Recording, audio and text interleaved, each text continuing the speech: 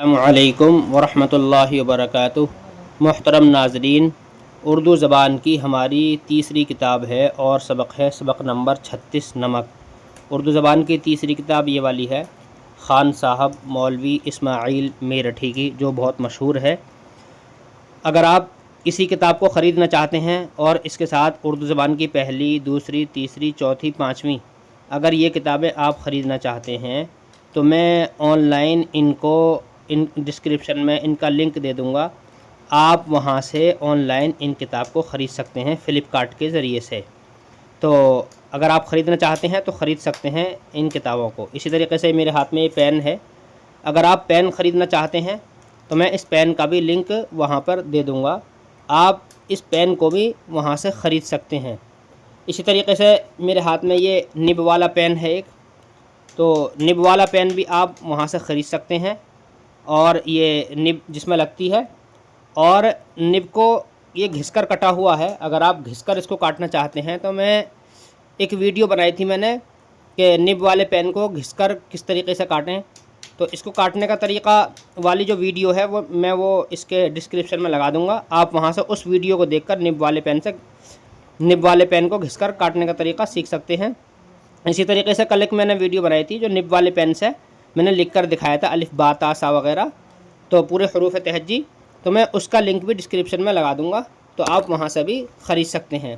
اسی طریقے سے یہ ہے دینی تعلیم کا رسالہ، تو یہ کتاب ہے دینی تعلیم کا رسالہ، یہ مولانا سید محمد میاں صاحب انہوں نے لکھی ہے، جمعیت علماء ہند کے سابق ناظم ہیں۔ تو اگر آپ اس کتاب کو خریدنا چاہتے ہیں تو میں اس کتاب کا لنک بھی ڈسکرپشن میں لگا دوں گا، آپ وہاں سے یہ کتاب خرید سکتے ہیں۔ تو بہرحال اب میں سبق شروع کرتا ہوں۔ بسم اللہ الرحمن الرحیم۔ سبق نمبر 36 نمک۔ نمبر 1، کھانے میں نمک نہ ہو تو کیسا پھیکا اور بے مزہ معلوم ہوتا ہے، مگر نمک کے استعمال سے صرف یہی منفعت نہیں کہ وہ ہماری خوراک کو مزیدار بنا دیتا ہے، بلکہ بڑا فائدہ یہ ہے کہ وہ غذا کو ہضم کرتا ہے، اس کے کھانے سے خون صالح پیدا ہوتا ہے۔ اگر آدمی نمک نہ کھائے تو بعض بیماریوں میں مبتلا ہو جائے۔ نمبر دو، نمک ایک مرکب شے ہے، وہ قدرتی طور پر دو عناصر سے مل کر بنا ہے۔ اگر وہ دونوں عنصر خالص حالت میں استعمال کیے جائیں تو بجائے نفع کے نقصان پہنچائیں۔ یہ خدا کی حکمت ہے کہ ان دونوں کو تربیت دے کر ایسی ضروری اور مفید چیز بنا دی۔ نمبر 3، نمک کی بہت قسمیں ہیں۔ جو نمک ہمارے کھانے میں آتے ہیں وہ نمک طعام کہلاتے ہیں، وہ بھی کئی طرح کے ہیں، بعض سفید شفاف، بعض گلابی، بعض خاکی یا نیلگوں۔ نمک کی صفت یہ ہے کہ وہ آسانی سے توڑا اور پیسا جا سکتا ہے، پانی میں بہت جلد گھل مل جاتا اور مرطوب ہوا میں سیل جاتا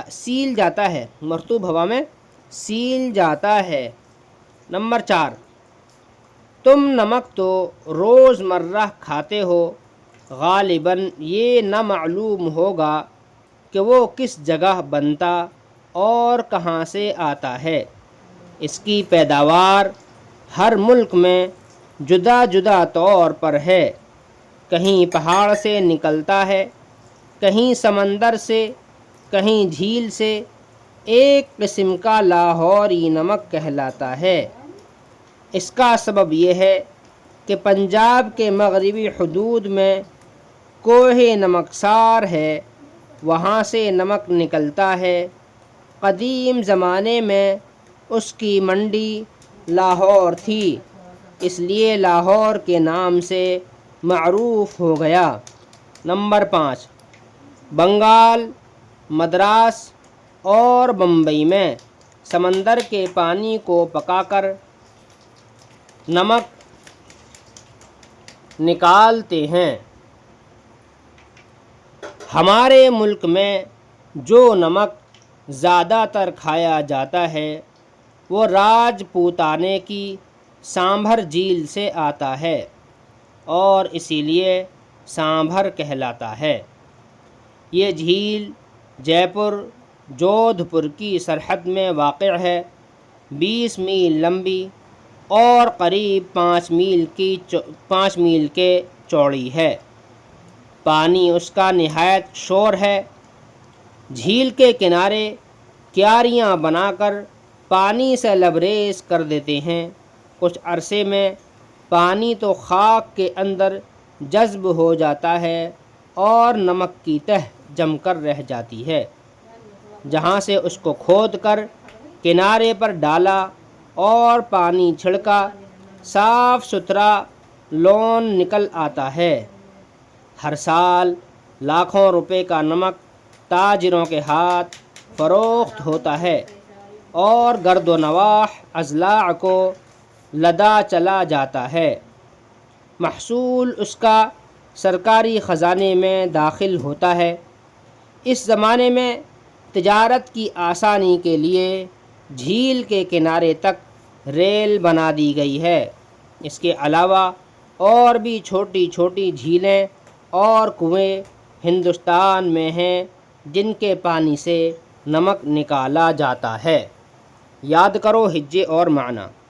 صالح، نیک، مرکب، ملا ہوا، عنصر، جز، عناصر، اجزاء، ترکیب، طریقہ، طعام، کھانا، شفاف، صاف ستھرا، مرطوب، گیلا، شور، یہ شور نہیں ہے شور ہے، شور، کھارا، جذب، چوسنا یا چومنا، چوسنا۔ السلام۔